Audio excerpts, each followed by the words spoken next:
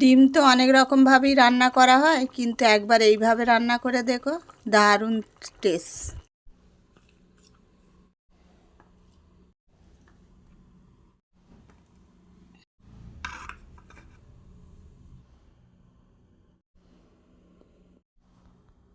এই দুটো ডিম দিয়ে খুব ভালো একটা রেসিপি বানাবো।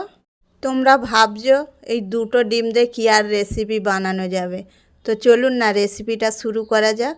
রেসিপিটা বানাবার জন্যে পেঁয়াজের বেস্তা বাইনে নেব আগে। পেঁয়াজের মধ্যে লবণটা দিলে তাড়াতাড়ি বেস্তাটা তৈরি হয়ে যাবে। পেঁয়াজের বেস্তাটা রেডি করে নিলাম। কালো জিরে দেবো, কেটে রাখা আলু দেবো,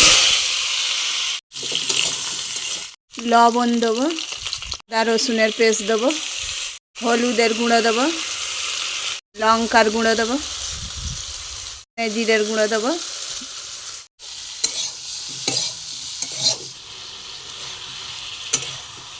ভেজে রাখা পেঁয়াজের বেস্তাটা দিয়ে দেবো,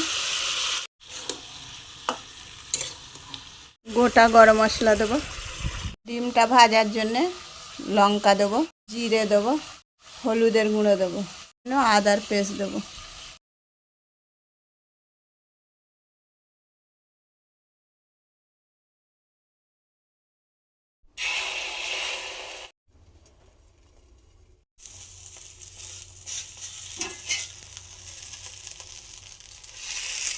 ডিম ভাজাটা রেডি হয়ে গেল, মশলাটা কষা রেডি হয়ে গেছে।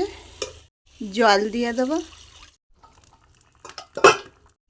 ওপর থেকে ভেজে রাখা ডিমগুলো দিয়ে দেবো। ডিম তো অনেক রকমভাবেই রান্না করা হয়, কিন্তু একবার এইভাবে রান্না করে দেখো, দারুণ টেস্ট। রেসিপিটা রেডি হয়ে গেল।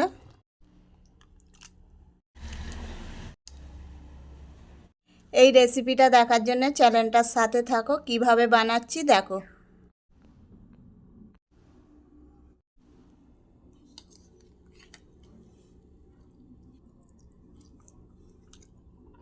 দারুণ।